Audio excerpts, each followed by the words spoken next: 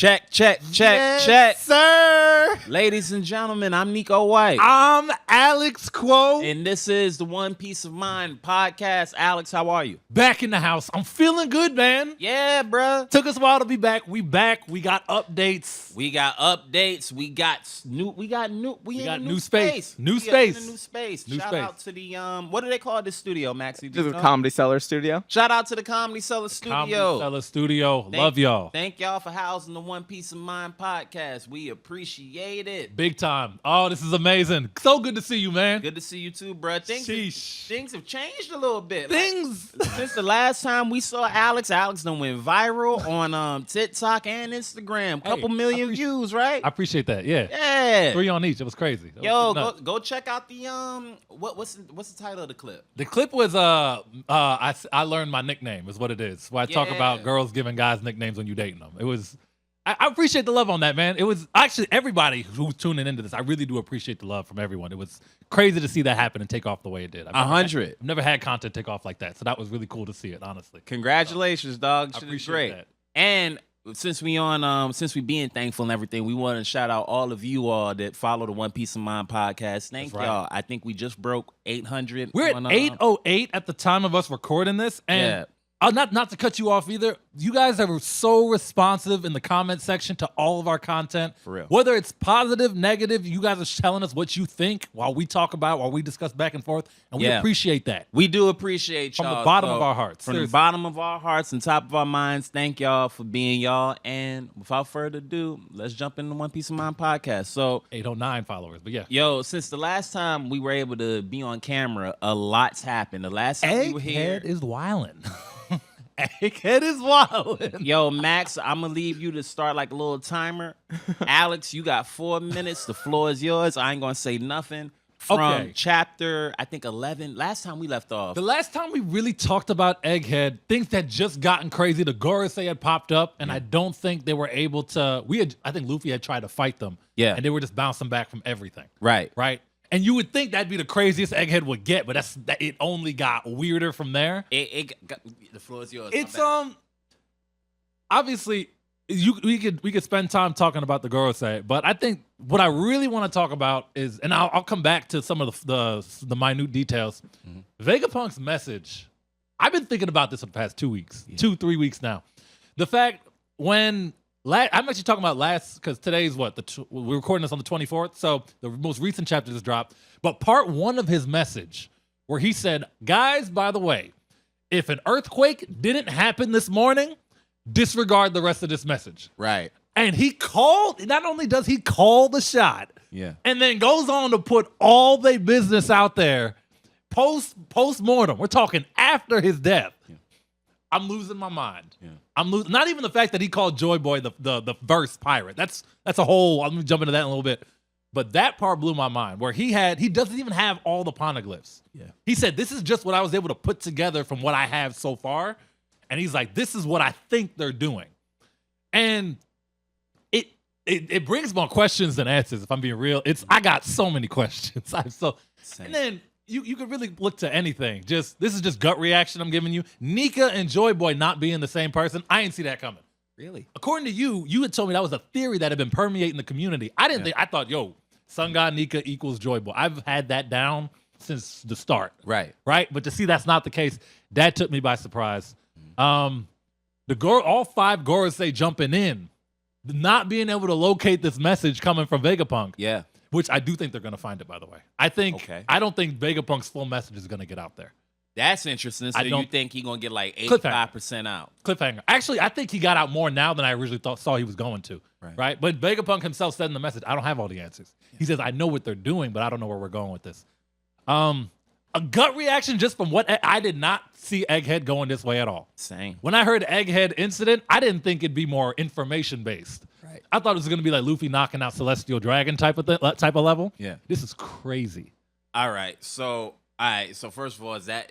That's just, it's a lot of, what do you make of it? You know what I mean? Okay. It's gut reaction, but I'll let you go ahead. I got a lot to say. So first of all, everything with the characters from the last time we were here till chapter 11-15, we got the conclusion of Kizaru's involvement with everything. That's right. You know what I'm saying? Kizaru got knocked off to that ship. You know what I mean? You could tell he was hurt that he killed Vegapunk or whatever. Or he might. I can't say that he killed him because Contributed. He was going to die anyway. Yeah. But he finished him off, and that started the message and all that. And to watch the world government react to Vegapunk having the audacity to finish what O'Hara started is great, in my opinion. Like, just watching the other Gorosei members, like is it Marcus Mars and Venus The Juro? old dude with the glasses. The old dude with the glasses. That's Venus Juro. I think so. And he's a beast, by the way. He is a beast. And Marcus Mars, I think he just used Conqueror's Haki. That's the bird one, right? That's the bird one. Yeah, he's crazy too. Holy crap. He's somewhere with I think Punk Records or something like that. Yeah, he flew up to the top, thought he found it, didn't find it, and Yep. back down. Yeah. But everything with all these characters is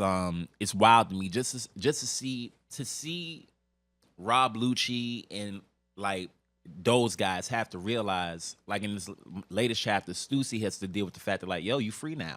Yeah. What you gonna do? She's like, I don't know what to do. She's like, now. yo, I don't even know what life I can live now that Vegapunk's dead. Gone. Then you got Lucci realizing that, yo, the people that you work for don't care about you, and how many times they got to prove that to you. You look at chapter 11-15, Kaku looks like he's over it. He looked, mentally done. Yeah. He looked done. He looked like he over it. Kizaru looked like he over it. Everything that we got with Bonnie finally getting the confidence back to be able to do the distorted future joint. Yeah. Even to watch, like, I'm proud of the Straw Hats, man. Even to watch the weaker Straw Hats protect Robin like they said they would. Yeah. Like, it's the Yonko crew now, man. Yeah, facts. Give them respect. But we got to give the Gorosei respect too, because everybody was talking about, oh, it's gonna be this. They ain't that strong. Luffy can't even hurt him, touch him. He can't even hurt him. He can't even hurt him. I don't think we've seen the half of it. But the most interesting thing about Vegapunk's message this whole time is that he's standing on the fact that he cannot tell people who was right and who was wrong in this situation. Yeah, that was between the war. Yeah. Yeah. So he's not going off morality as much as he's giving information. And the thing that they ended this chapter on of, like, the war is still going. That, do you buy that though? Yes, I buy that. I definitely buy it. But if Joy Boy lost, I was talking to a friend about this yesterday. If Joy Boy lost, it's conclusive. If I beat you in a one-on-one, bro, that's round one is done. Maybe Luffy's gonna run it back, but what if you didn't really beat me? Like, if my spirit goes on, and because isn't that the thing with One Piece of, like, when does a man really die? Right? That's a good point. So did Joy Boy really die, or did you just have to wait till later? Right? Because now if you look at like back in Marineford when Whitebeard said, oh, that great war that y'all so scared of, oh, it's coming. It don't matter what y'all doing. Oh, he did say that. It's gonna get here. Oh, he did say Whitebeard did say that. Whitebeard told Sengoku on his dying breath that war that y'all all afraid of, oh yeah, that's on the way. Don't even worry about that. Wow. It seemed like the people that know understand that this was coming anyway. You know what I'm saying? You look at Rayleigh, when Rayleigh and them back in that bar when they first met him, and Usopp's like, yo, can you tell us about the One Piece? Like, oh, I can tell you everything. But you guys can't do anything. Ain't nothing you can do about it. You know what I mean? When Vegapunk said that the reason that everything turned out the way it did is because of the ancient weapons. Yeah. And then you saw how it, like, cut to Zunisha and the Iron Giant. I wonder what that was like. You know what I'm saying? I wonder what that was like, because you would think that, because the way I'm looking at it is like, if Joy Boy, I'm thinking it's like, I don't want to confuse motherfuckers, but no, go ahead. The way I'm seeing it, I think it's one of those things where Joy Boy and the Ancient Kingdom might have all been friends, and somebody betrayed, right? Like, if Zoro would have betrayed Luffy or some shit like that, like somebody close betrayed, like maybe Joy Boy's first mate, somebody betrayed.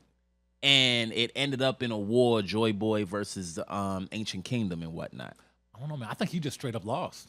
You think he just straight up lost? Look at how the girls are handling Luffy right now. They're not that concerned. They were like, oh, it's him. Like, you know, but it's like, the way they moving, especially now you look back at the fight that they have with him, they're moving accordingly. Like, we've seen this before. Like, you know what I mean? I'm sure it's a problem, but I I genuinely, I mean, look at Joy Boy's apology. Doesn't that make more sense now?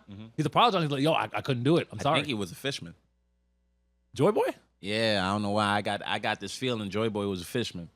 Because it's like, you think about it, the Iron Giant and all that we think was on Joy Boy's side. When he went and he attacked Marie-Joie 200 years ago, that was when fishermen were, were they being prejudiced against fishermen, or did they just allow them into the reverie? I think it was around the time of Fisher Tiger, I think. I think you're right. Right. Yeah. So I wouldn't be surprised, because Fisher Tiger's the first character that we got going into Marie-Joie freeing slaves and whatnot. Right. Homie, the sun god Nika and Joy Boy, whoever. Well, actually, his tattoo was inspired by Sun God Nika. Well, right. So, yeah, that makes sense. Yeah, and they hate fishmen. Something happened with the fishmen, so I don't know. And it's one of those things where, like, One Piece has me in this chokehold right now of like Everybody. I don't know. There are way too many questions. Oda has the wheel. I can't tell. Like I can't tell if that's Luffy back there that they looking at in the past. Like I don't know. And yo, there's actually so much to break down here. I want to come back to what the One Piece could actually be, because I thought everything Vegapunk told us was what the One Piece would be. So I'm gonna come back to that in a second. Did you see the panel when Vegapunk's message started? This is 2 weeks ago's chapter. And they're showing like around the world when it started. They showed Saul, and then they showed the man on fire. Or not the man on fire, the man marked by flames. They did? I'm pretty sure that was him. I thought they just showed they showed Saul. They showed a mystery, but to the right of Saul. They showed a mystery figure. I think that was the man marked by flames. I didn't see that. You got me. I'll see if I can pull it up in the meantime. But Yeah. I'm like, what is going on? Yeah, I have no idea. Max, you tell us, man, what you think about it. This chapter, I mean, it's just crazy. I think that Joy Boy was a whatever Kuma's race is, the Buccaneer. Oh, you think it was okay? I think he was a Buccaneer, because they also have That's like smart. their history is so, they're the ones really passing it down. Right. And I also think that I think it's like the Buccaneers and then like the Lunarians are probably tied together in some way. Because those are the two groups that seem to know things. Right. And were exterminated. Yeah. And they got the whole Pangea thing going on. And Buccaneer is a synonym for the word pirate. So you might be right.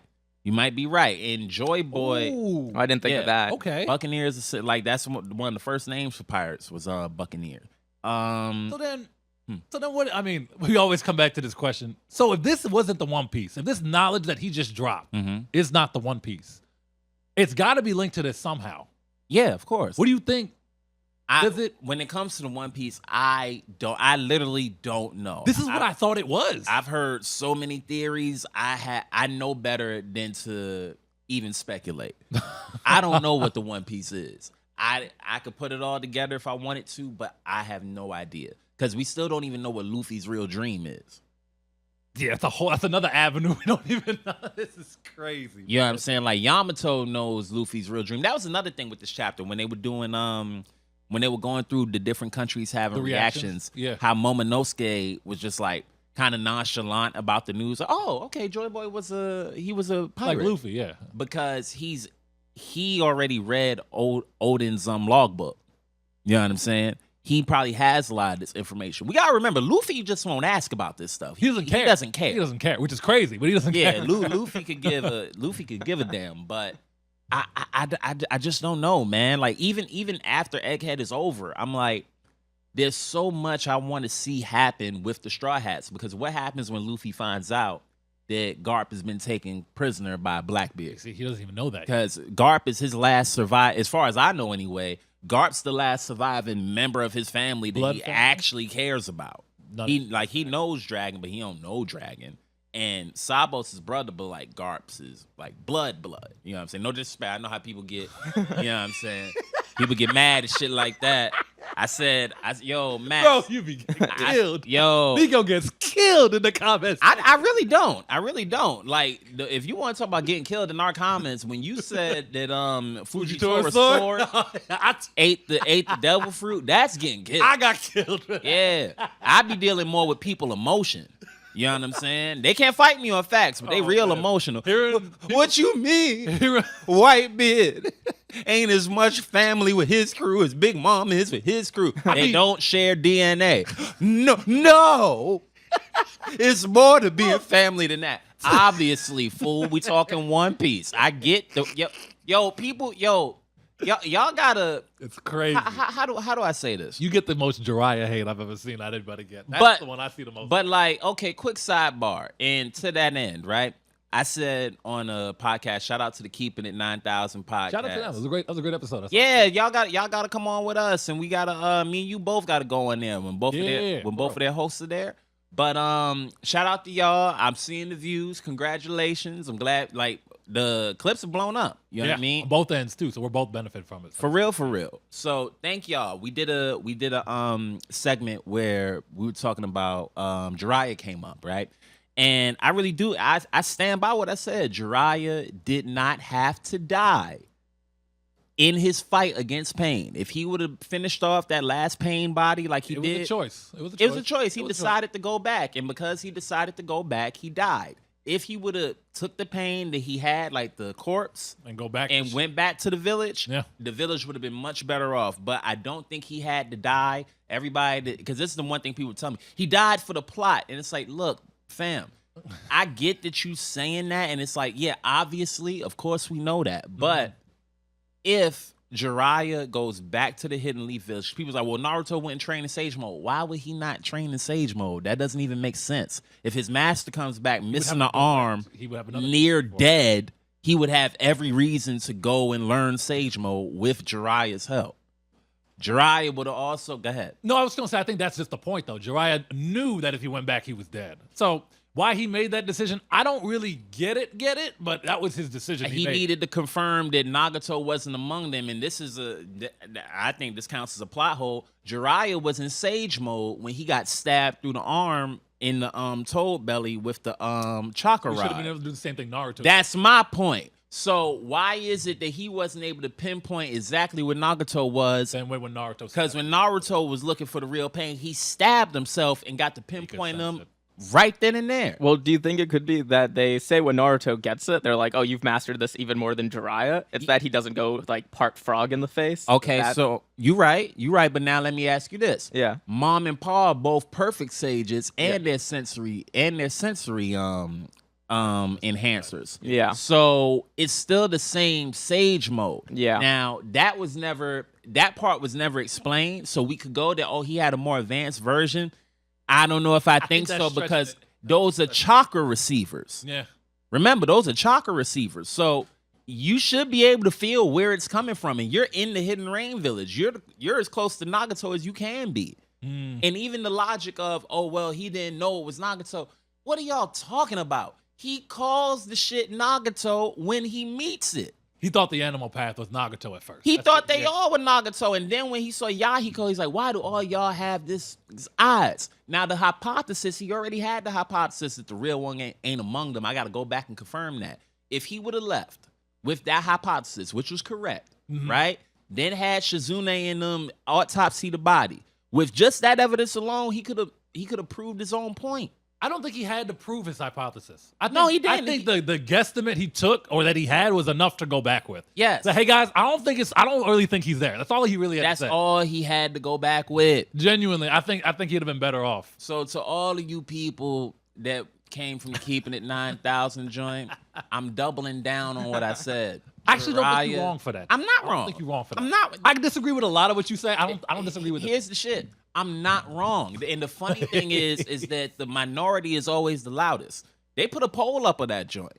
Like, really? Yeah, bro. A couple thousand, like almost 2,000 people voted on that joint. And if you look at it, I bet you that the agree to disagree is like 60% to 30%. Jiraiya died for no reason. Let me see it. Hold on. Yeah, go ahead. Yeah. Go ahead. Actually, got receipts for all my numbers. He said I got receipts. If you don't like it, yeah. There we go. Yeah. All right. Yeah. 2000. Did Jiraiya have to die? 66% say no. Exactly. He didn't have to die. He had to die so Naruto would get stronger. Naruto would have got stronger regardless. And this is the part that people ain't getting. I'm not even saying that Jiraiya didn't have to die in the story. I'm saying that he didn't need to die in that moment that way. I mean, he could have died in the village. If he came back, he would have also had battle experience that he could have passed on. He would have been able to give better intel.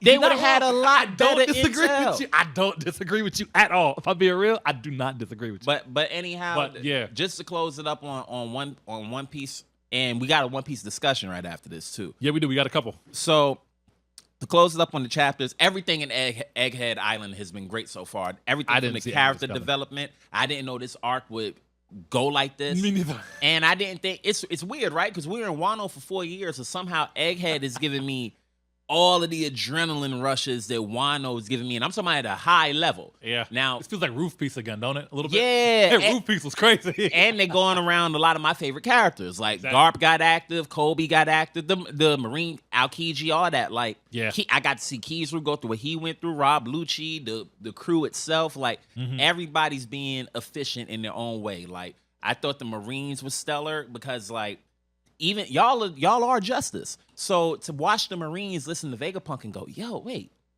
ain't that They're us? questioning themselves, and it's like there was one guy, one of the vice admirals, just like, guys, just ignore that. We have a job to do. But it's just like, yo, it's like they're starting to, for once, the world government's starting to think, and it's like even calling out the world government back then. He goes that alliance that's now known as the world government doing what they did. Let me just ask you one last thing on the One Piece before we jump into the discussions. But I got you. The ancient civilization being sunken. Yeah.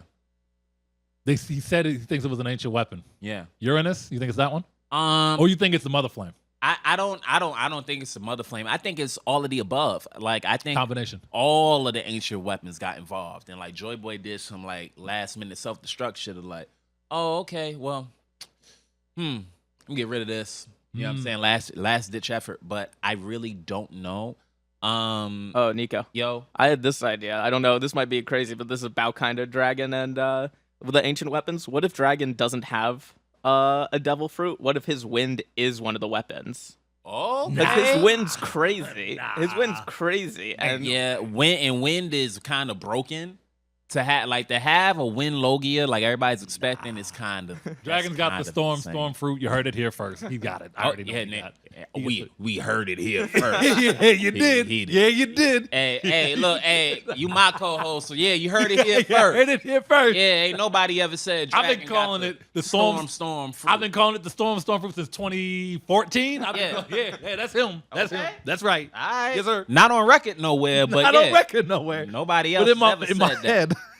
Nobody's ever said Dragon got a storm devil fruit. Nobody. All right, now for some of my favorite parts of the show. Yeah. I love to debate these topics with you. Some we've done before, some we jumping into. I got 2 One Piece topics. I got 2 Naruto topics. Let's go. Let's just jump right into it. Yep. Okay. We starting with One Piece and Naruto. I'm starting with One Piece. We can go back and forth. Yeah. Admirals versus Yonko. We've had this conversation since I first started talking to you about One Piece. When it comes to Admirals and Yonko, you think the Admirals are stronger. Sure do. And you're wilding for this. All right. And you're crazy for this. Okay, so the floor is yours. I want you to tell me why I'm wrong. I want you to tell me why I'm crazy. I want you to tell me which Yonkos are beating which Admirals. Yes. I want the whole thing. I'll give you all of them. And when I talk about Admirals, I'm talking the OGs, Kuzan, Kizaru, and what's his face, Akainu. And I'm throwing you can talk all of them. Fujitora and the plant guy, whatever. We'll talk about all of them. But Fujitora, Ryukyugu, we'll talk about Garp, all of them. Go ahead. And I'm talking Big Mom, Kaido, Shanks. The floor is yours. Go ahead. And Whitebeard. These are the four the strongest individuals in the world, right? And without a doubt, no one even doubts that. Period. Right? There's a lot of things I like to point to. Like remember when Ryoku went to Wano. With who? What's his name? I forget. Just call him Green Bull. Green Bull. Yeah, I call him Plant Guy. But when remember when he went to Wano and he felt like he could just murk everybody now that Kaido was gone? That says a lot in and of itself, right? That right there, where it's a matter of when you don't got these 4 to deal with, the Admirals, they check the Admirals hard. They check the Admirals heavy. Or even, you love talking about Marine. Who checked the Admirals heavy? The Yonko do. The Yonko are stronger than the Admirals. And my point in saying that is like, bro, look at some of these moments. If it was as easy as we're making it out to be, why didn't the Admirals run in on Whitebeard and Marineford? If it was that easy, right? Kuzan tried, and he got embarrassed. You remember this? Kuzan got embarrassed. You don't remember this? Yeah. Hey, Max. We're talking about the same thing. Hey, Max, do me a solid, bro. Pull up. No, don't say nothing. Don't even look at me. Pull up on the YouTube, Aokiji versus Whitebeard. When he gets stabbed. No, don't say nothing to me. Just give it a look, and then I'm gonna come back to you, and I want you to tell me if it looked like Kuzan got embarrassed. Go ahead. When he gets stabbed, yeah, he makes the hole of ice, but bro's clearly it's not easy to run up on these guys. Is my point. If it was so easy when Shanks pulled up to Marineford, they wouldn't have stopped. They'd have just kept going. But you're not gonna deal with the red-haired pirates. I mean, Whitebeard was gone at that point, and the Whitebeard pirates. Is my point. If it was so easy to take out, the Yonko, the admirals would have done it already. That's my point. That's all I'm trying to say.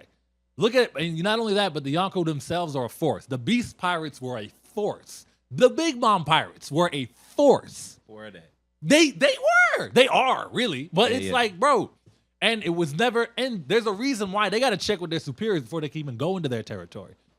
You know, one scene we also talked about, too, is when Green Bull got what they call it, the hockey talkie by Shanks. Remember that? Shanks scared the daylights out this guy. Shanks scared the daylights out this guy. Shanks scared the daylights out of who? Green Bull. You remember this? Yo, which camera is his? That one right there. I want you to look at that camera and say that again so the Shanktards can agree with you guys. Shanks.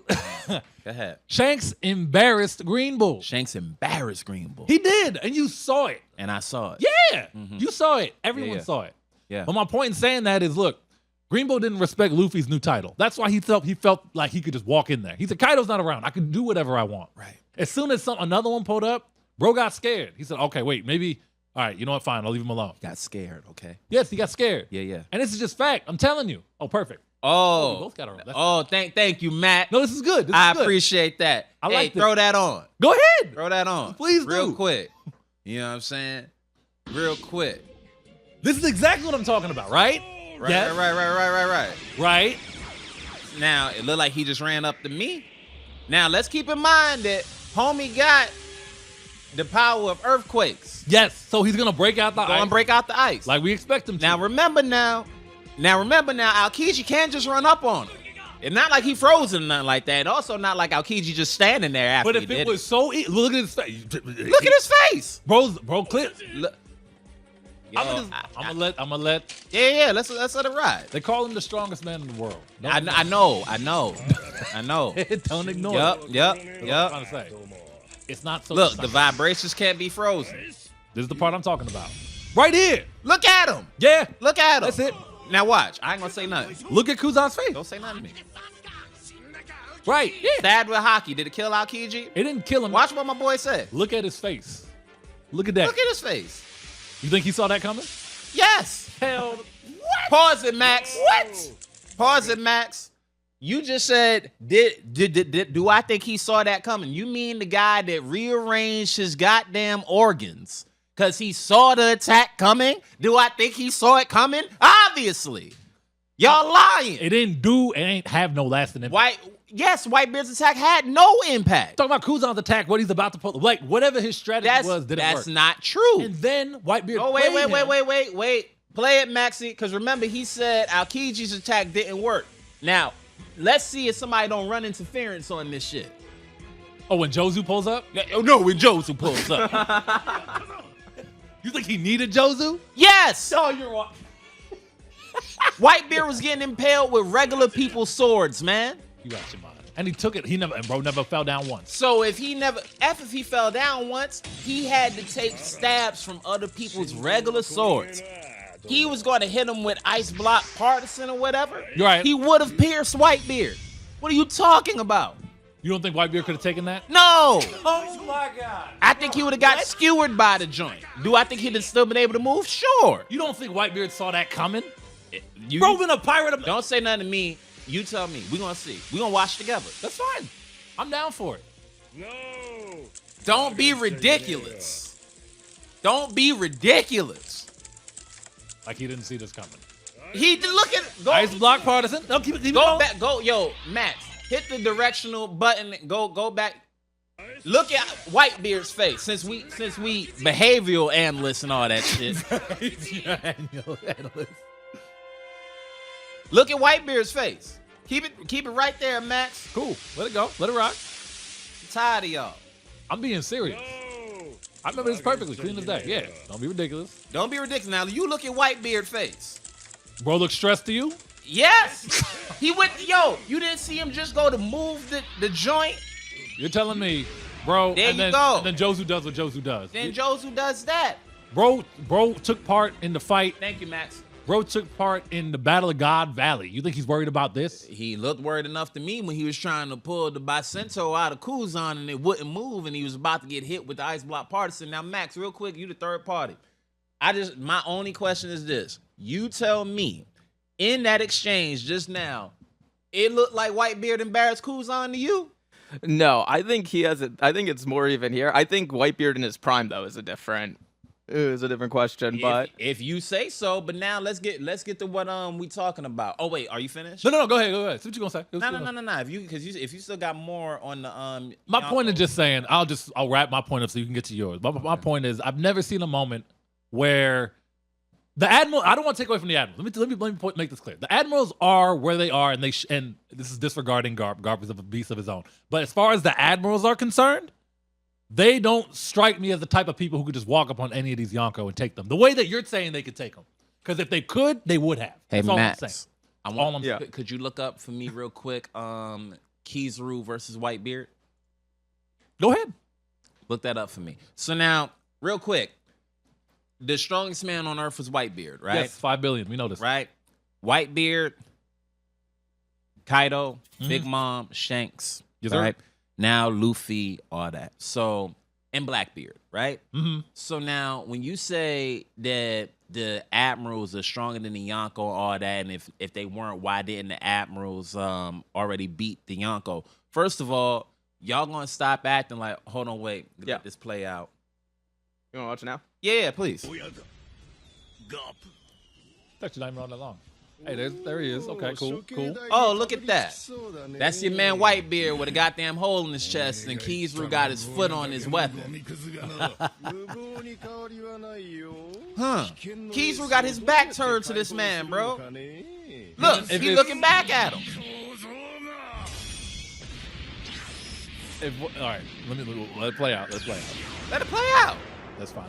Kizaru looks stressed. Bruh. Now pull up when Akainu killed Ace, man. Bruh.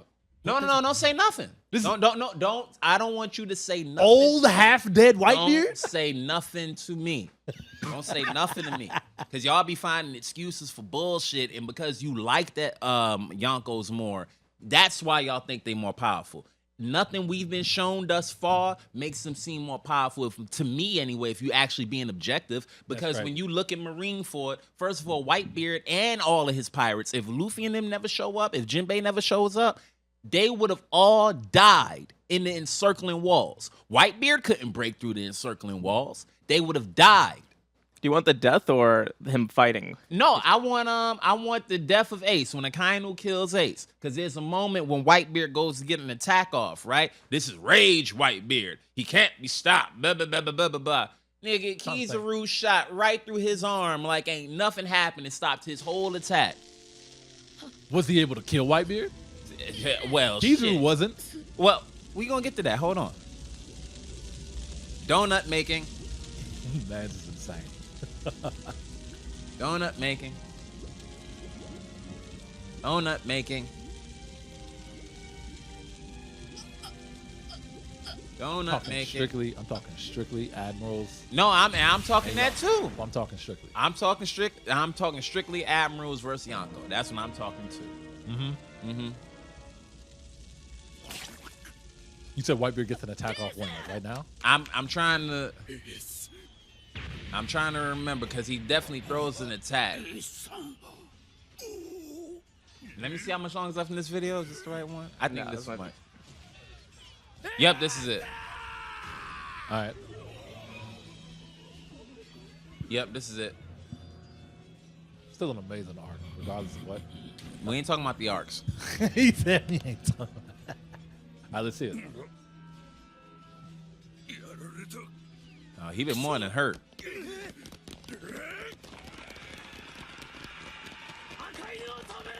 Stop Akainu. Yeah, all right. You sure this video? I'm trying to see. It might be, it might not be. Dang, that's not it. Well, make your point, though. Make your point. My point is this, man. when you look at Marineford, right? Because everything you said about them being more powerful, Whitebeard was getting owned by every admiral he came across. Kizaru would have impaled Whitebeard with at least a couple of those joints when he was going to attack him if Jozu never pops in, right? Jozu's a non-factor to Kizaru, bro. He's a non-factor. When he fought Akainu, he got spanked. You got to remember, Akainu was on a whole different plan of like, yo, I'm not going to let you destroy the island. He talking about, well, then stop me then. Akainu destroyed Whitebeard's ship. Akainu destroyed most of Whitebeard's fleet. Akainu, yo, the pirates was so distraught by the end of it all. Oh, there we go. Yeah, throw this on. Throw this on. Throw this on. Oh, this was his ass kicking. Yeah. Oh, yeah, it was his ass kicking. Let's watch his ass kicking. Let's watch it. Mind you, this is a full-on rage assault from Whitebeard. Best attack he got off all Marineford. And this is definitive right here of why y'all have been lying for years. Max, we get the video too? When we get the audio and the video of this also? Or? Where's the video? Yeah, the video. Oh, yeah. Okay, cool. I kind of should have died here, is what I'm saying. Well, he didn't. Cracked his ribs, bro. And that's all he did. That's all he did? What you call that? Nothing. What? Yeah, I'll tell you why in a minute. Leveled his face into the ground is nothing? Don't say nothing to me. That's nothing. Okay. Yeah, it's nothing.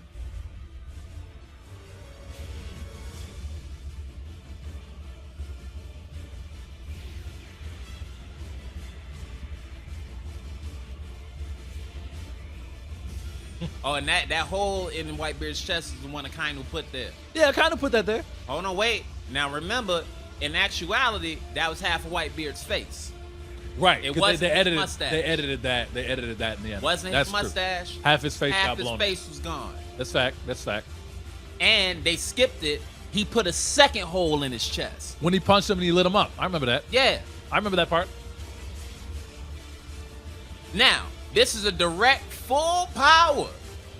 To the rib cage, yeah. Yeah. This is where he should have died, but it's okay. But not only did he not die, now you see that attack? See that attack? We watching it, yeah. He gets off this attack, destroys so much of Marineford. You can pause it now, Maxie. Here's my point. Akainu got right back up after that. He get right back. He got right back up. After he fell into the fissure in the ground? Yeah, he got right back up. If he did get right back up, he'd be dead. He grabbed on to the ice, he burrowed through it, and went right back to work. And then not only did he go right back to work, he went on to spank the entirety of Whitebeard's division commanders, all of them, on his own. He fought all 16. Crocodile, Ivankov, all that shit. He fought them on his own. They were crying, bro. They were crying. They had nothing left. The Marines were crushing these people, nigga. And I got to sit here and act like I saw Whitebeard hit Akainu with his best move. Akainu just went back to work. Whitebeard went and died.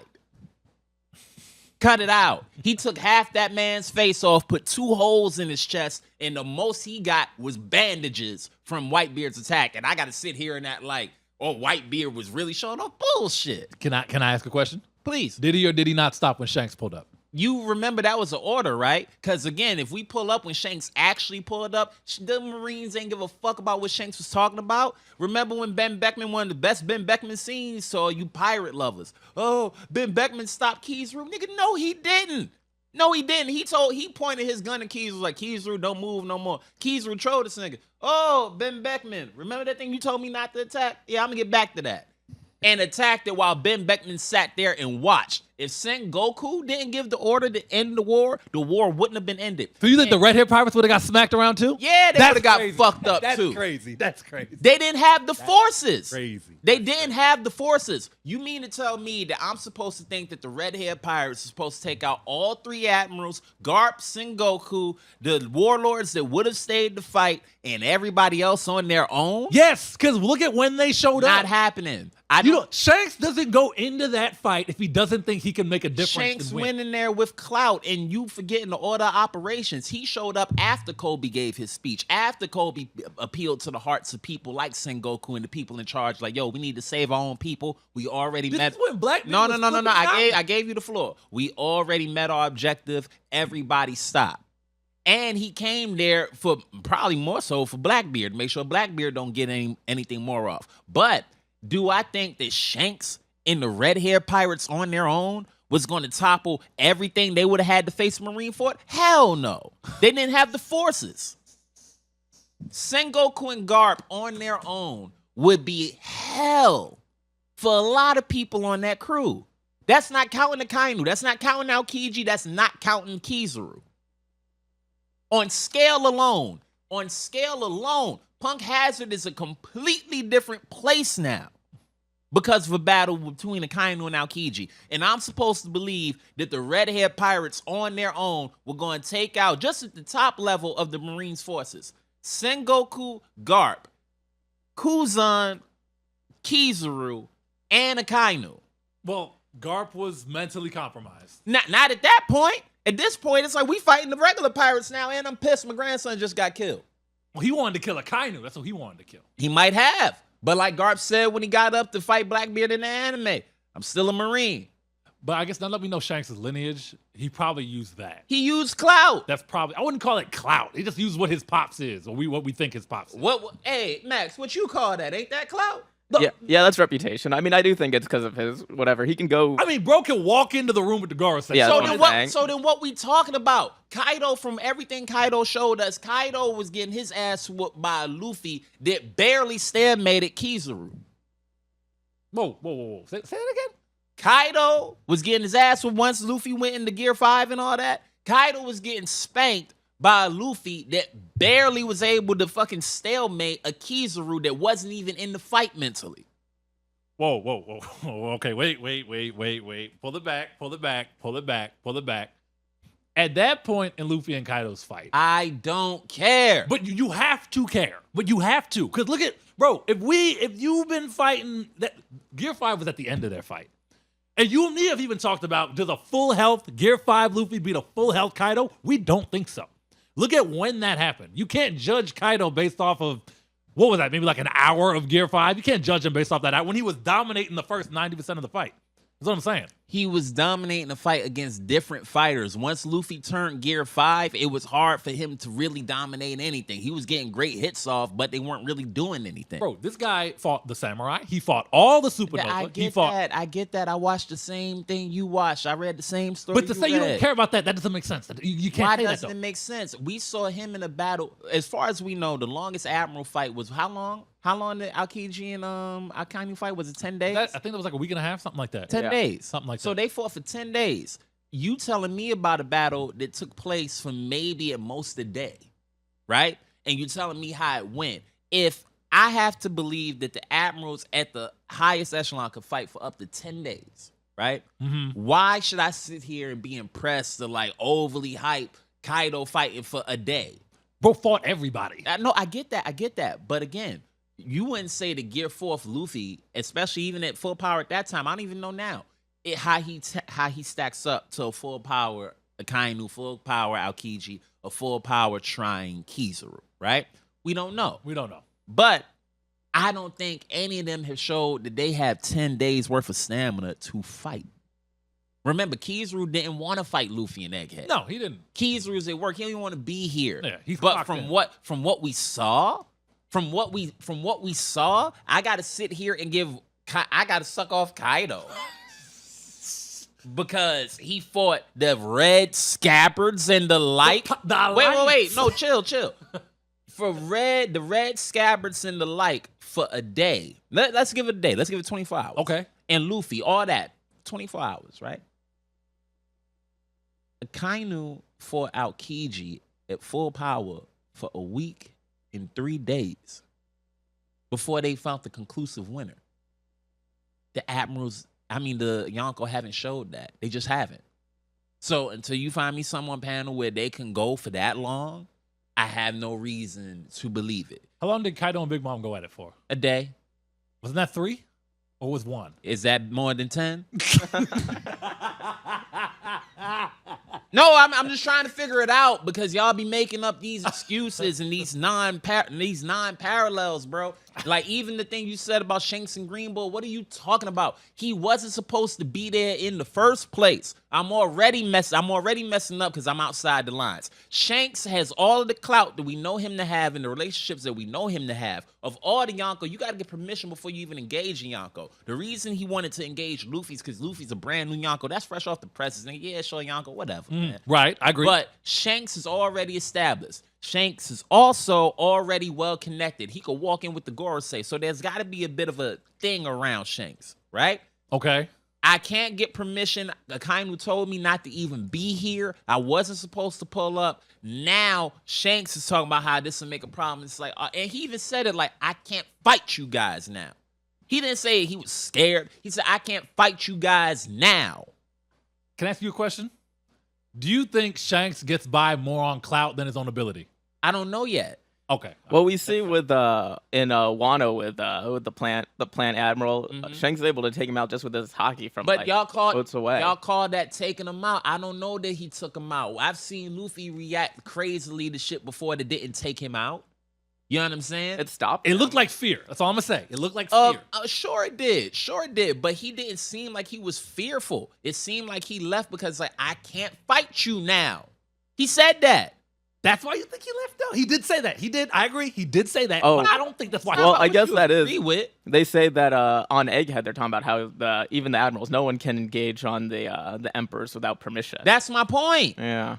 That's my point. And Green Bull wasn't even supposed to be there. Akainu told that dude not to be there. You talking about how the Yonko crews are a force when Green Bull literally deleted the entirety of the dead beast pirates? They weren't half dead. They had King is a fucking Lunarian. As long as his fire's on, he's good. What do you mean half dead? They had the same 7 days or whatever to heal as the Straw Hats did. The Straw Hats were gearing up to go and help the Scabbards, weren't they? So what do you mean? Were the Straw Hats half dead too? Get out of here. Man. You'll make excuses for the characters that you like and disregard it for the characters you don't like. And that's the problem with all of y'all. That's the problem with the whole fandom. None of the fucking Yonkos have done anything to the admirals, left a lasting injury that we can even see. Even the pirates from back in the day. There's more dead pirates from back in the day than dead legendary Marines. Sengoku and Garp both still alive. Garp's dead. Rock's dead. I separate Sengoku and Garp. You shouldn't separate them. They're fucking Marines. Well, okay, but if we're going to do that, we're going to call up the best Marines of all time. We can call up the best pirates of all time, too. Roger's right there. Call him up. Roger and Rox. He dead as hell. Rock's dead as hell. Dead as hell, bro. Whitebeard, dead as hell. But Roger, Big Mom and Kaido, probably dead as hell. First of all, we both know Roger turned himself in and what happened. I know all that, but ain't he dead? But bro, no. He was no, sick. wait. Ain't he dead? Yes, he's dead. Okay, is Garp dead? We don't know. Is Sengoku dead? No. Is Suru dead? No, right? Is Kong dead? Bro, my point. Wait. No, I hear your point. Are any of the, because now let's go to the upper echelon. Are any of the Gorosei dead?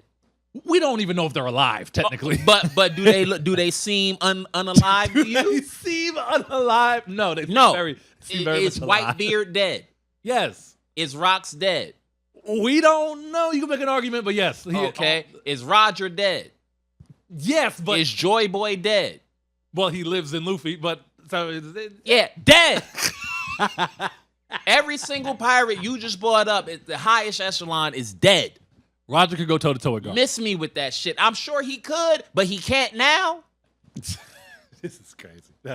You can't do shit when you all bones if you ain't Brook.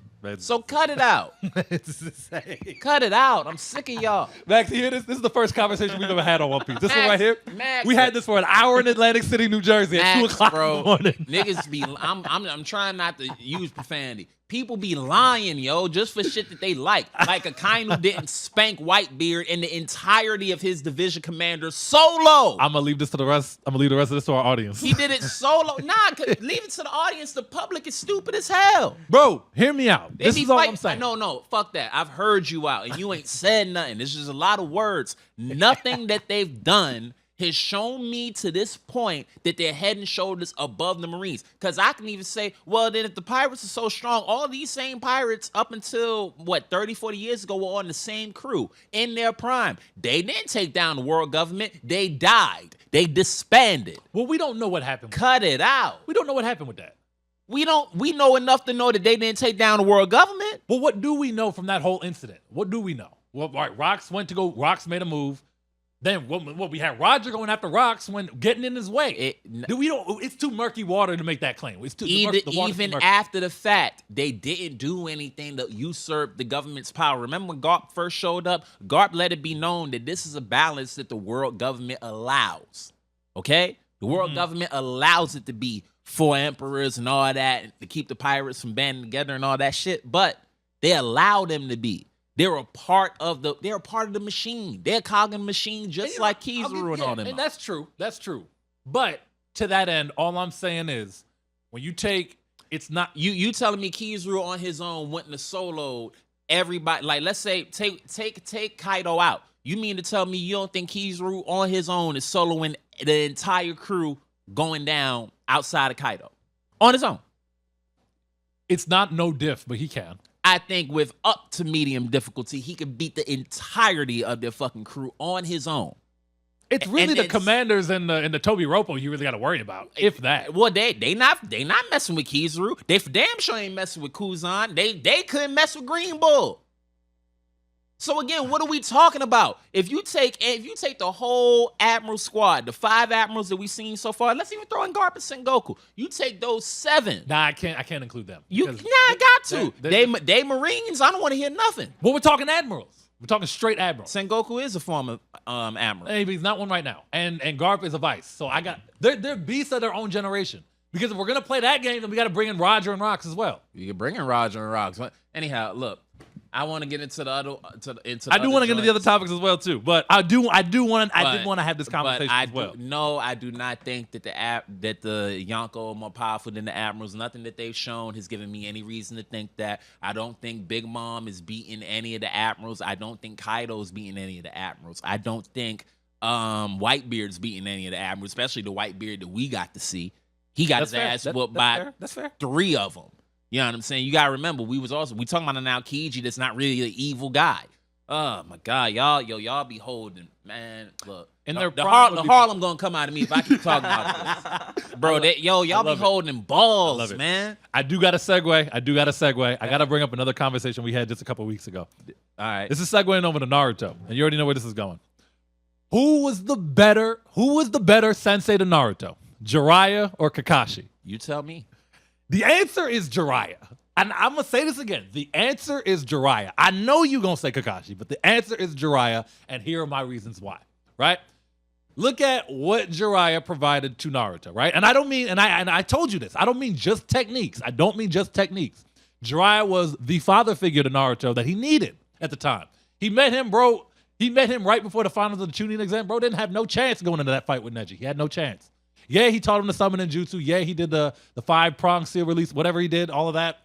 But Jiraiya brought an element of guidance to Naruto that Naruto didn't have before. I don't want to discredit Kakashi even a little bit. Kakashi is goated in Naruto. He's goated. I love him. He's a great character. He had his great character arcs and all his great character moments. But if we're talking straight mentorship, Jiraiya was that guy. Jiraiya taught him he brought him the Rasengan. That's his, like, next to the Shadow Clone Jutsu, that's in his bag. That's right there. The Rasengan's his thing, right? Straight up, that's his move. And the 2 years that he took away with Jiraiya, right? Jiraiya he didn't come back mastering Kurama's chakra. He didn't come back mastering it, but they made efforts to work towards it. You know what I mean? And then also, but really, like I said, the techniques is one thing, but you got to look at the bond that they had. You know, this is Godfather, bro. It's his Godfather. Don't forget that. Don't discredit that. You know, when Jiraiya did inevitably die, you know, one thing that Naruto really, what probably hurt him the most was the fact that he had that bond, that familial bond that he didn't have. You know, and again, I don't want to discredit Kakashi. Kakashi's amazing, but he didn't have that with Kakashi. He did not. He didn't. He had a bond with Kakashi. He has a bond with Kakashi, but it's not to the same level that he had with Jiraiya. I agree. Oh, there you go. See, so that's my point. Maybe not in the way that you think, but I agree. But there's that. So that's my point. My points are very, very straightforward. I just think what he had with Jiraiya was, and he had a great, and I also want to say this just one last time, but I don't want to discredit Kakashi at all because he's a fantastic guy. No. I got Kakashi. You done? But when it comes to Jiraiya was that guy. Max, we were just talking about it. You agree with me when it comes to this. But really, when it comes down to it, it's Jiraiya was the better mentor. Okay. That Naruto had. Okay. I want you to know I respect your opinion. Thank you for sharing that, and I appreciate it. Max. Yeah. So you heard his opinion. I know that you probably agree, right? So yeah. I just want you to take what we've talked about so far. I need you to be unbiased here. Okay. Right?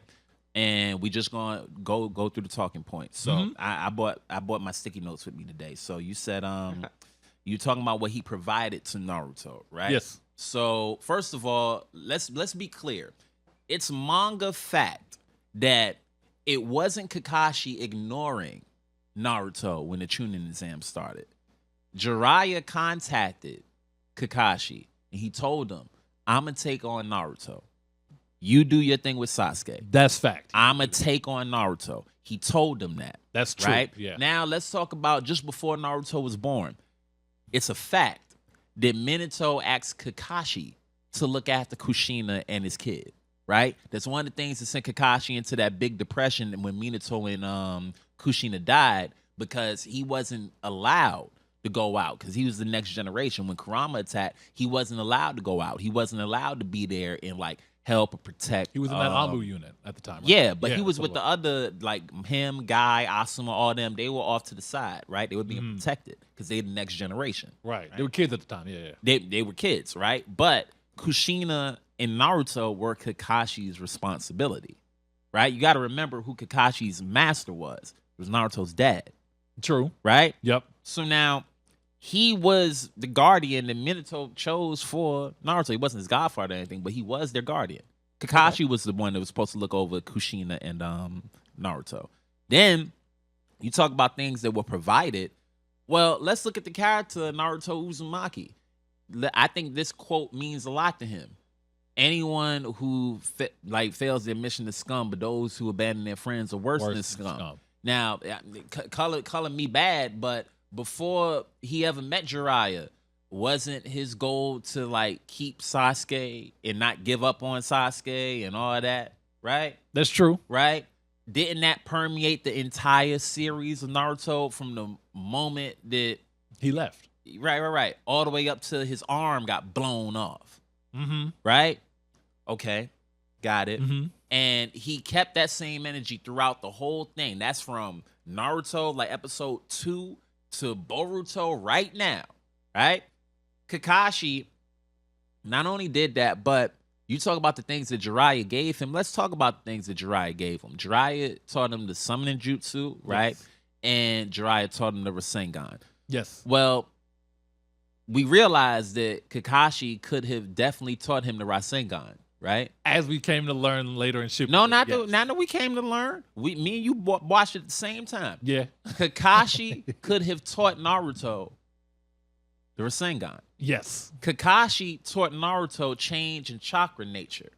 Right? Yeah, how to add chakra nature to techniques. Yes. So now, if Kakashi could have taught him the Rasengan, and Kakashi came up with the best way to train Naruto. The fact that Jiraiya couldn't come up with this is kind of bonkers to me. And it's had more of a effect on Naruto than even Jiraiya's teachings. The whole thing with the shadow clones. The whole putting it together like, yo, Naruto, your shadow clones can pick up the experience. And if you train with them, you can get double, triple, whatever the amount of times better in a short amount of time. The glow up that Naruto had in power from the regular Rasengan to the Rasen Shuriken is damn near a better power up than anything he achieved in the 2 years alone with Jiraiya, and he did that in less than a month. That was only a couple weeks. And let's talk about how that principle revolutionized Sage Mode. Okay. Because when he went to go train in Sage Mode, right? He went to go train in Sage Mode, and when he did, pardon me, when he went to go train in Sage Mode, and by the way, for all of y'all that are like, oh, well, Jiraiya didn't teach him Sage Mode. Mom and Pa Toad did, but we ain't comparing the Toads to Kakashi. We comparing Jiraiya. So yeah, I don't give Jiraiya Sage Mode. So stay off the sausage when it comes to that. But when it comes down to it, right? He knew the thing that he got taught by Kakashi with the Shadow Clones. So it was like, okay, if I keep the Shadow Clones here on Mount Miyaboku gathering nature energy, I can recharge Sage Mode X amount of times. Jiraiya ain't teach him that. That was 2 years. Jiraiya can make Shadow Clones too. Jiraiya should have been able to put that together. He didn't. Every time Naruto fell down, Kakashi was always there to pick him back up. Every time. Now, when you talk about the bond that they have, am I the only person that remembers that when Naruto showed up to the village, the first thing he said, wait, Lady Tsunade, is Kakashi Sensei off on the mission right when now? He came back to the village for pain. Yeah, when he came back to the village for pain. Okay. First person he asked about was Kakashi because he couldn't feel Kakashi. He put 2 and 2 together, but just so happens Kakashi happened to be alive. Kakashi's somebody that Naruto looked up to very, very much. I agree. Just as much as Jiraiya. Now, unlike Jiraiya, Kakashi never stayed dead, right? God damn. He didn't. How you gonna say it like that? It is what it is. Like I told you. Like that? Like I told you, I still don't think that Jiraiya had to die. Jiraiya killed himself. Jeez. Jiraiya killed himself. And even the whole thing about like, the whole shit with Jiraiya's lesson about not doing the thing with hatred. Well, shit. Kakashi taught Naruto that. You know what I'm saying? They were on the same. Explain what you mean. Hold on. So they were on the same. They were on the same wavelength. You forgetting the fact that when they first went out to the what they call that shit, the Great Naruto Bridge, and they met Zabuza and Haku. When Gato showed up, yeah. One of the first things they talked about is how ninjas get used as tools and whatnot. And what Naruto was seeing in front of him with Zabuza and Kaku was like you seeing a human moment. And Naruto promised himself that he would help change that kind of shit back then. That started all that when Sasuke died in front of him and all that. Mm-hmm. All those seeds go right back to Kakashi. There's a reason why of the senseis, Kakashi was able to stay there with Naruto longer. In the war with Obito and all that shit, he even told Obito, Kakashi Sensei is just like me. What are we talking about?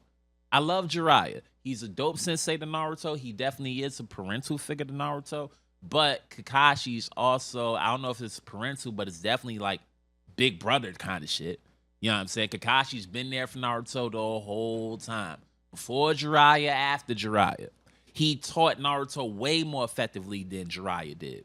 You could like the Rasengan, I like it too. But how can I give that point to Jiraiya when Kakashi could have taught him the Rasengan and taught him a better Rasengan in much less time? So my only point with that, with the Rasen Shuriken, now I don't fault Jiraiya for not teaching him wind style, because let's not forget, Minato couldn't even do that. Remember, they were like the fourth Hokage tried to do this. Bro, no, I can't even let you finish that. Because the fact is, it don't matter. You should know, Jiraiya should know how to change chakra nature. He should also know how to be able to find it. He's a Sannin, I'm sure he did. The fact that he did, we got to stop acting like Sannin is a like level. First of all, the Sannin title came from defeat. Okay, they got that because Hanzo destroyed their entire battalion. It was like, well, you 3 men stay alive. I'm gonna make y'all legend. You guys elite. Thanks. Bye. I'm going back home. Yeah, y'all do something with them bodies though. I'm going back to the crib. That is how you said they got it from defeat. That's funny. So like, people got to realize the Sannin that we ended up with, the like final form of Orochimaru, Jiraiya, and Tsunade, are they're in a whole different world of power than when they got the title of legendary Sannin. You know what I mean? Like they were probably like Kakashi Shippuden level around that time. Yeah. So anyway, I just don't see it, bro. And when we talk about like the better sensei teaching Naruto skills, like, yeah, Orochimaru messed up Naruto's chakra control and Jiraiya did the 5-pronged seal, but Kakashi could have done that too. We forgetting Kakashi sealed off the curse mark?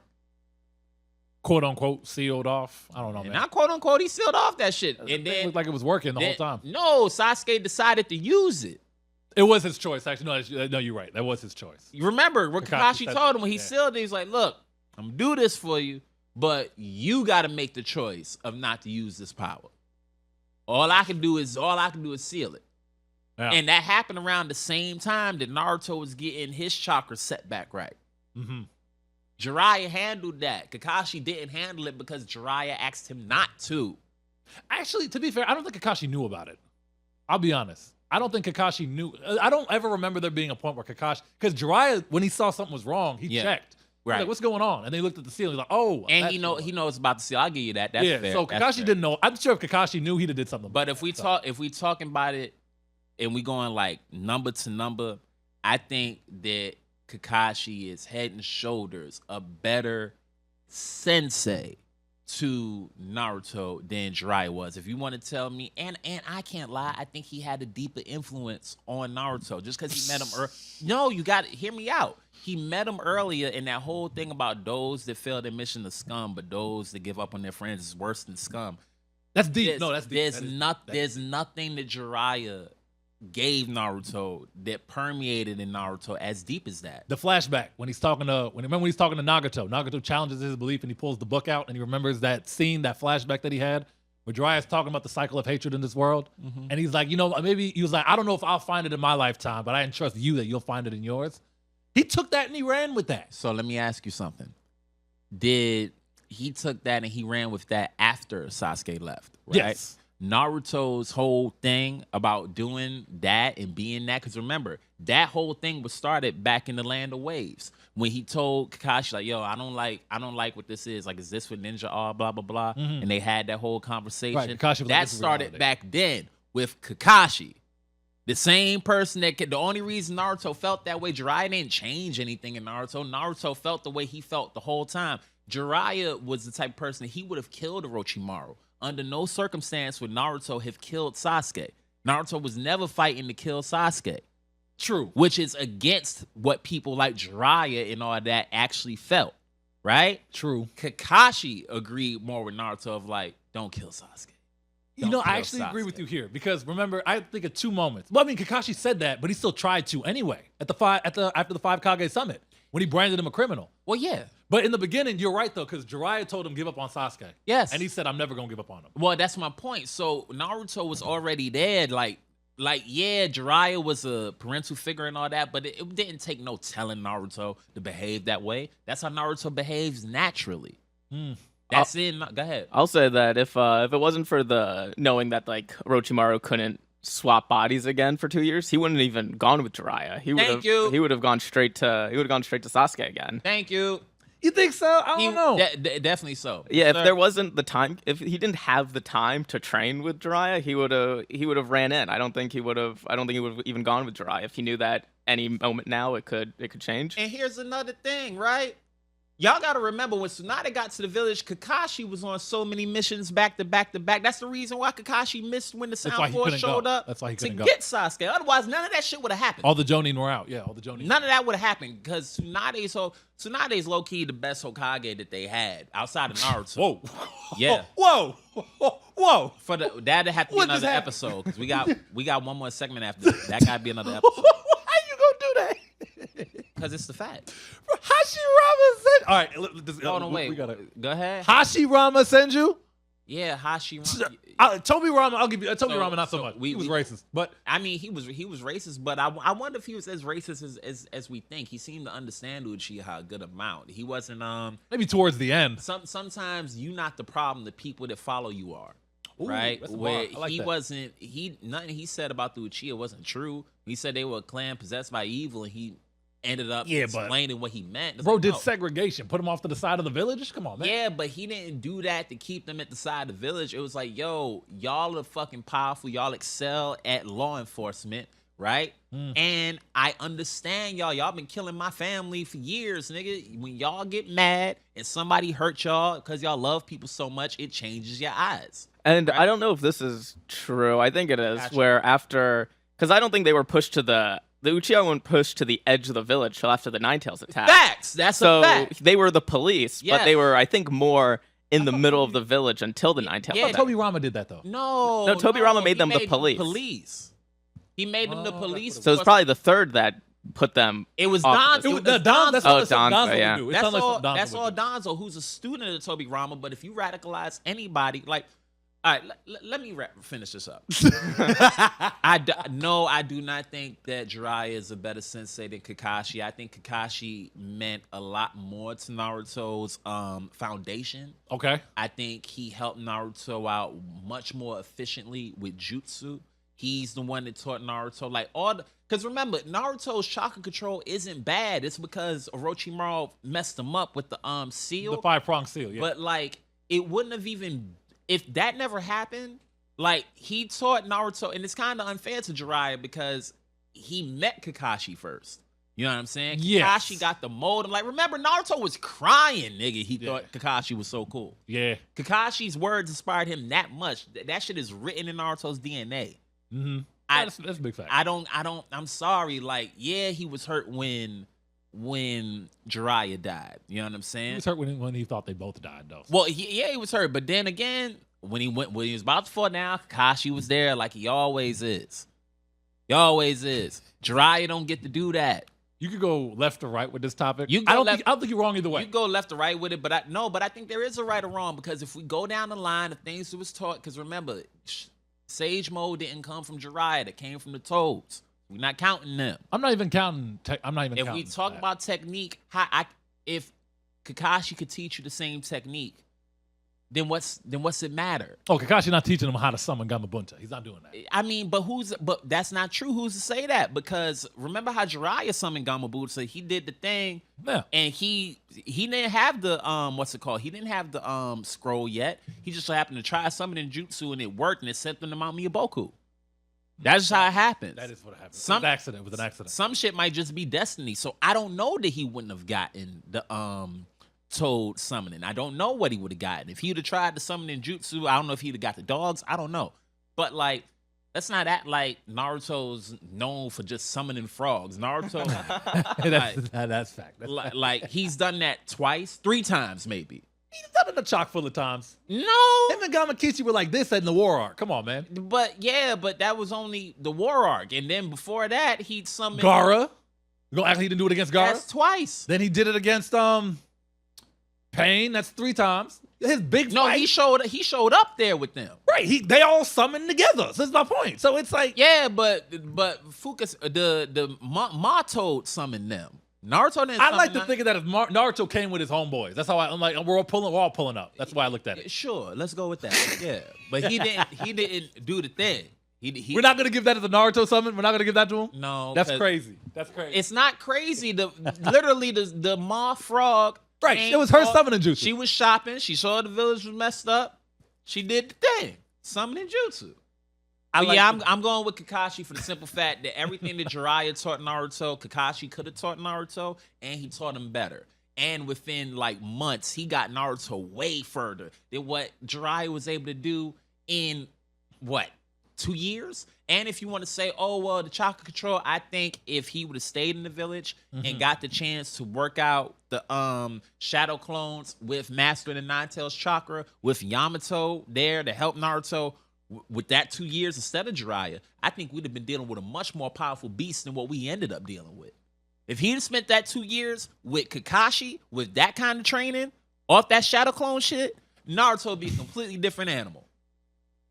Completely different animal. Okay, so you're saying that if he trained with Kakashi for 2 years instead of Jiraiya, he'd be way better than he was when he came back? Look at what he did in a week.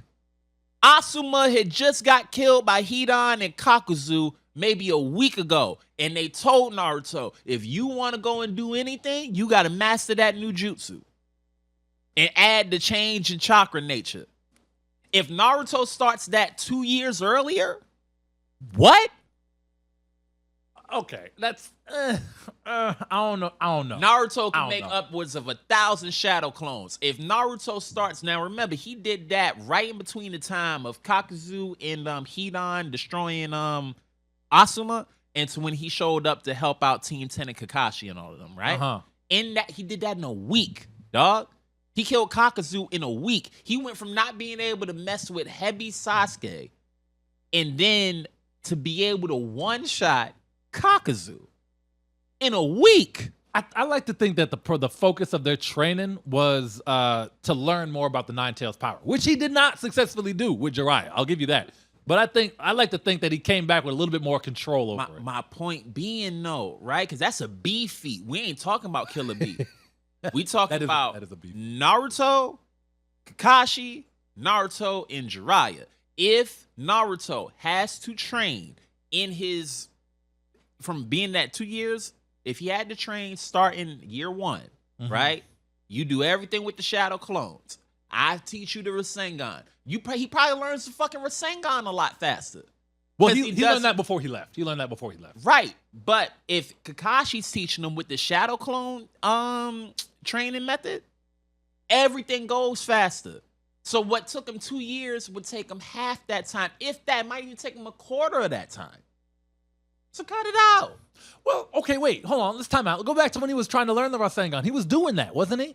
Didn't he have a bunch of Shadow Clones trying to pop the balloon? I thought he was doing that. He had 2. He was summoning 2. It was just 2? Okay. Mm-hmm. Maybe I'm misremembering that though. But yeah, I do know. No, but that's Kakashi. That's Kakashi's idea of expanding it. He did it with the waterfall. I remember with the waterfall, and he was So that was him. But and it upped his exhaustion, but it upped his power. But anyway, let's close this out with the last one, man. What's our last segment for the day? Man, we could Sorry, go. Max, you let these niggas start talking, bro. Max, he said that crazy Hokage take, and I was that took. How is that crazy? If Pain shows up in any iteration of any other Hokage for the Hidden Leaf Village, the entire village is dead. There's nobody for them to come back to. Strong as Hashirama was, even Hashirama ain't stopping a fucking almighty push that nukes the village. Bro, are you forgetting who the first Hokage is? No, I'm not. You're saying Hashirama Senju would not be able to have handled as effectively Pain doing a Shinra Tensei on the whole village. This bro took Madara and the Fox together. Yeah, and shit got destroyed. Remember the final valley they had to redraw the map? Remember that? Yeah. It's not like Hashirama's power could save the goddamn landscape. There's a reason why they didn't fight in the Hidden Leaf Village. A lot of shit would have got destroyed. What I'm saying is the toll of people, the actual villagers. Tsunade made Katsuyu make contact with every single living thing and dead. Shinobi and civilian. How many people live in the Hidden Leaf Village? I'll look that up for me, Maxie. But please. But she attached her chakra and her summon to that many people, right? When Pain nukes the village, remember, he did that in the epicenter. It blew all of that shit back, right? All of those bodies should have been dead. The reason they around 100,000. Oh shit! 100,000 people in the Leaf Village. Okay. Yeah, about 100,000. So that's 100,000 people that she gave her chakra to. Now remember, the slugs are healing people and giving them her chakra if they're chakra depleted. The fact that Katsuyu was able to encompass 100,000 people, yes, right, with Tsunade's chakra. The reason Pain was even able to revive people was because they had bodies to come back to. If Hashirama's the Hokage, my nigga, and the almighty push goes off, how does he save the villagers? You could make the argument that he doesn't even get the Shinra Tensei off if Hashirama's there. Why not? He's the god of Shinobi, bro. Okay. This guy was crazy. You remember what his summon was? The giant wood statue going like this? I remember that, but again, you would have to do that. You'd have to get that out. We talking about if the attack happens where we don't change anything. If the attack the attack goes off regardless. If the attack goes off, there's no villagers left. There's no villagers. Hashirama could heal himself. He wasn't healing other people. What do you mean? She didn't just use her chakra. She didn't use her chakra to fight. She gave all of her chakra. Remember, Katsuyu was there after the battle happened. Because Katsuyu still had her chakra. Yeah. No, who's coming back to life? With what body?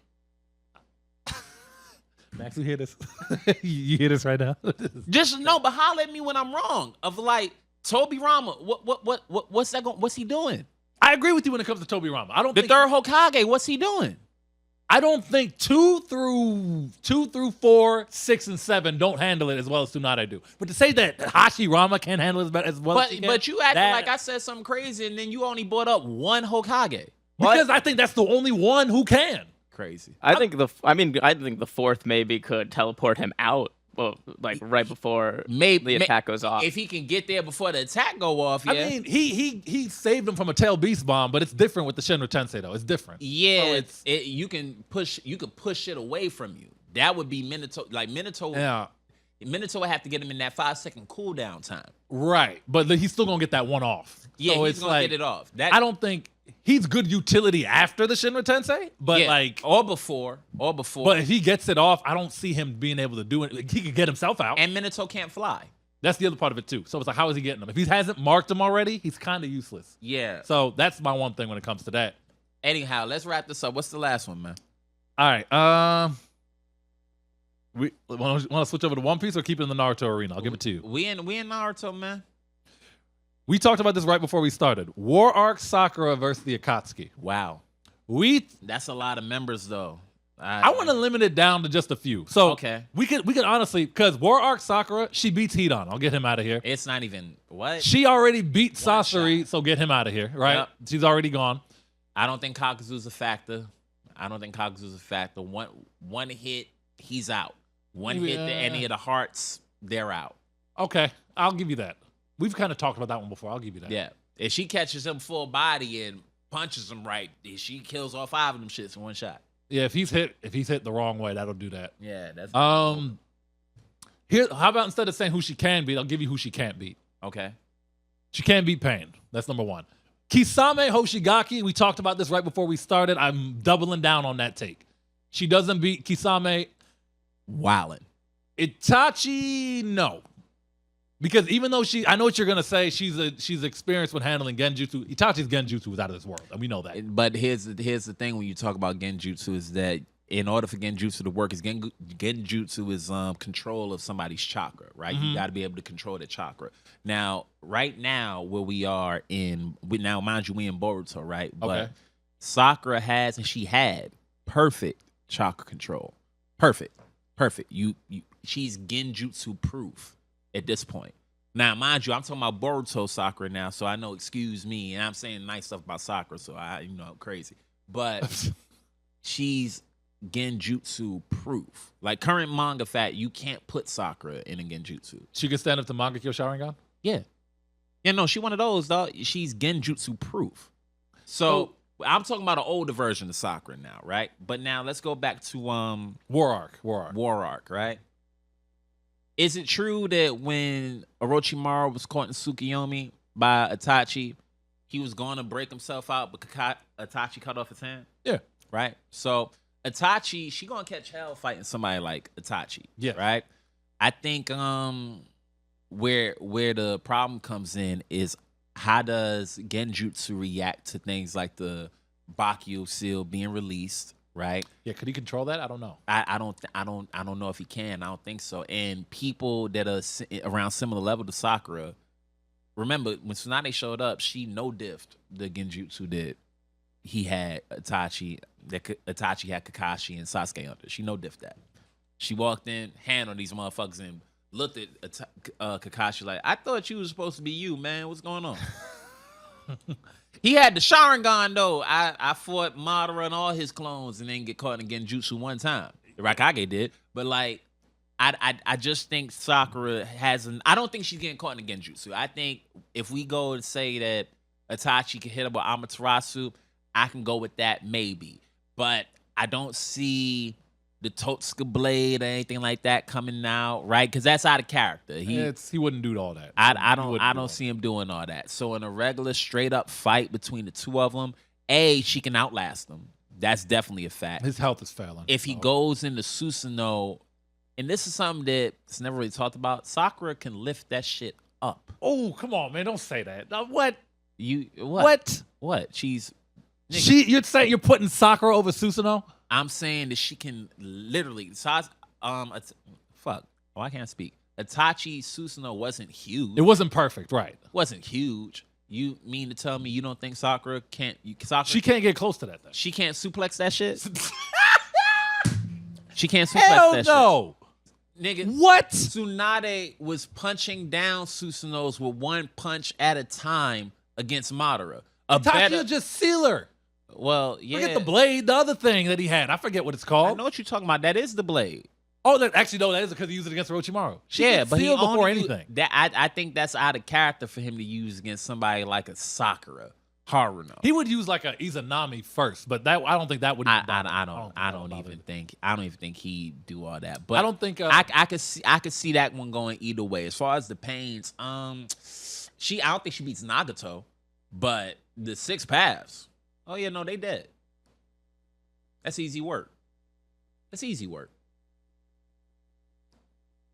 What? What? Easy work? That's easy work. The 6 paths? The 6 paths, yeah. Because if especially if she has intel on them of like, what's their win condition? How do they beat her? We're talking all 6 is fighting at the same time? Sure. That's too many X factors she got to deal with. It's too many variables. You're dealing with missiles from the Ashura path. You're dealing with a Shinra Tensei from the Diva path. The same Sakura that you saw in the war fought a fucking tail beast, basically a tail beast from Anbu, right? Like a full tail beast. She was impaled through the stomach, right? With the tail beast tail. She was impaled by the shit. She ran up to the guy with the tail beast shit like in her, right? I remember this, yeah. She ran up to him, punched him and healed him, punched him and healed him, punched him and healed him until she got the cells split, right? So they couldn't split anymore. Hit that motherfucker one time, dead, killed him, right? Why would a missile phase her? Here's actually what I do want to say, right? So and just skip what I asked, okay? Well, no, but it's but it also comes back to how many times could you honestly reliably get that off? Konohamaru beat a path of pain, bro. All right, you know what? Look. Like I'm sick of y'all, man. I actually want to bring it to the conversation that I had before we started this episode. All right. How she fares against. Actually, I don't think she beats Toby either. But I don't think she beats Toby. No. You just can't hit him. That's all I'm thinking. I don't think he could kill her, but I don't think she could hit him. So it kind of it's a hacks. Who can last longer? I'll throw him out of the conversation. Mm-hmm. Kisame was my guy from the jump. Kisame getting whooped. I don't think so. And I'll tell the viewers the same thing I told you. Mm-hmm. When he makes that dome where he's in the sphere of water, and I'm specifically in that dome with the water, when he fuses with shark skin, who's really beating him on his home turf? Who's really doing that? That was Zetsu. Well, I mean, he switched, but in the beginning it was him. No, I know, you're right. So look, even with that, right? I don't see how that dome doesn't get blown up if she goes to punch through the shit, right? I don't see why she can't swim out. I don't see why she can't summon Katsuyu to get spat out of this shit, right? I just don't see it. I don't see the dome doing what you think it'll do. I see her being able to disarm Kisame, and if she disarms Kisame, well then it's over. Well, he needs the sword, yeah. But if she loses if enough of her chakra gets absorbed, I don't think she's winning that fight. She can't even heal herself if enough of her chakra gets absorbed, can she? But here's the thing. She has 2 different wells of chakra. And remember, Sakura had enough chakra to heal the fucking Shinobi Alliance. That's 80,000 Shinobi that she was healing with Katsuyu. That's a lot of ninja. That's a lot of chakra, man. A lot of ninja. And remember, the chakra, when the ones that are chakra depleted, she's not giving them somebody else's chakra. That's hers. That's coming from her. Right. That's a lot of chakra. That's a lot of chakra. I still agree if she hits Kisame, it's a problem. But I don't think you're hitting him in his dome. I don't. But that's to say that he gets the dome up. We're not talking about the fact that like the things like chakra scalpel, where all she has to do is touch him, and oh shit, now you can't use that arm. How you gonna grab the sword? We forget all that. F the fact that she's a medical ninja. We keep thinking, oh, she just no, she's a medical ninja. What does Kisame do against poison? He immune to poison? No. Because I'm just saying, because the poison shuriken that she had when she was going to kill Sasuke, that shit knocked out Naruto. Yeah. Ooh-wee. Bro, say ooh-wee. Ooh-wee. I'm just saying, like, the way that you can tell me, like, even think about the excitement that you had. Yeah, Kisame could summon the water prison. Okay, maybe, but we've seen people break out of that. And I don't think Neji's physically stronger than Sakura. Well, not water prison, but even the water dome. I don't see why if she goes to the bottom of that shit, because it's not like, remember, the only reason that he followed Killer B was on the he was on the move. Right. Sakura wouldn't have to stay on the move, bro. She could just stay on the ground where she is punch through that shit, right? If she summons Katsuyu, Katsuyu is as tall as the Hokage Tower. Katsuyu can't just wrap her into herself and reverse summon out of that shit, or just fucking spit Sakura up through it. What we talking about? It's a good point. It's a good point. What we talking about? And then what's Kisame going to do if she does summon Katsuyu? Katsuyu sprays acid into the fucking water. That's not chakra. Oh, well, that's different. That's science. That's science. Because Sakura could heal from that. I don't think he can. Yeah, no, there's acid in the water. That's the bigger problem. And that's the BP oil spill. And Sakura's willing to play dead. Kisame ain't. Remember how Kisame liked the gloat and shit? That's how he got caught off guard by Killer Bee. Now, if you get caught off guard by Sakura, that ain't Killer Bee. She punching right through you. And if she finds a way to disarm you, well, then it's over. It's over. It's high diff if she does win, though. I will say that. It's not extreme diff. I'll give you high diff, sure.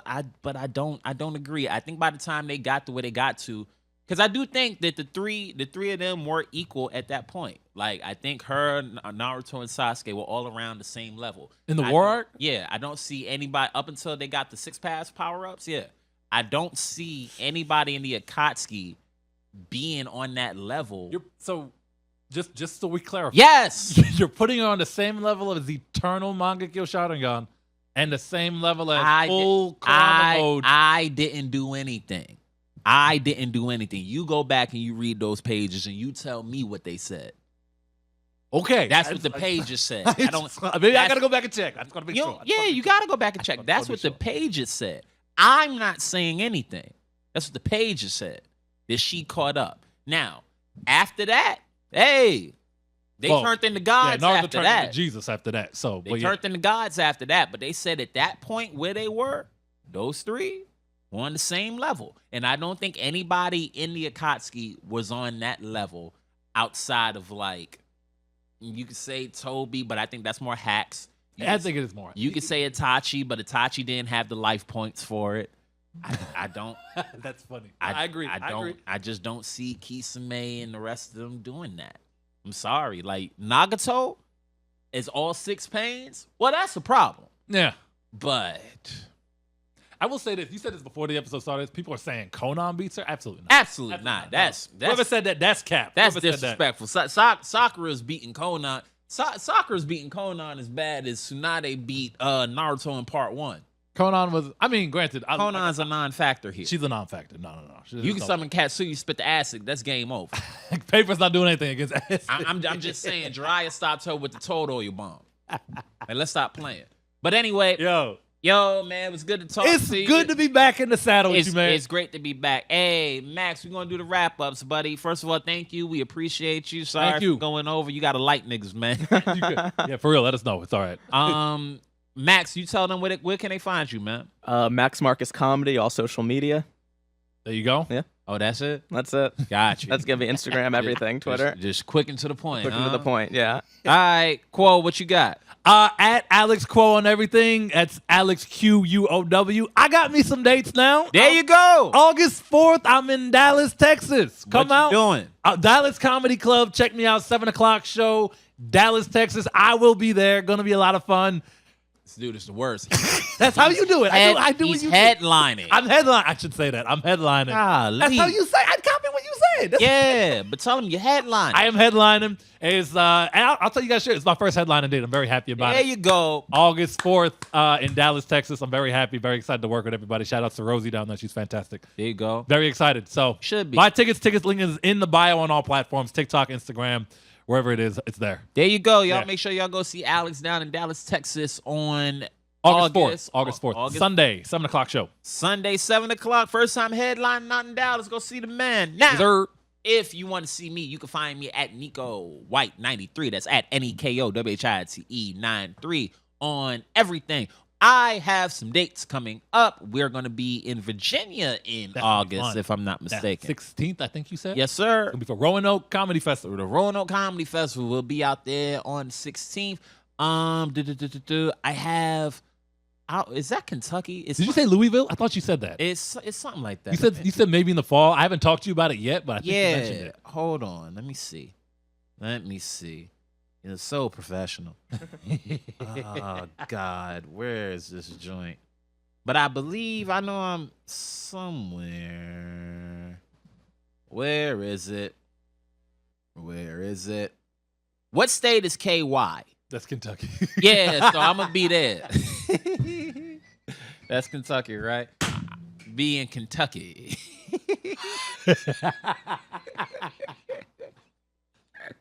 Hey, said that with confidence. What state is KY? Hey, bro, you know me, man. Ever since on our way to PA, in PA, out of PA. What state are we in again? Hey, dude. Some of you guys, look, I've been around a while. Some of this stuff run together.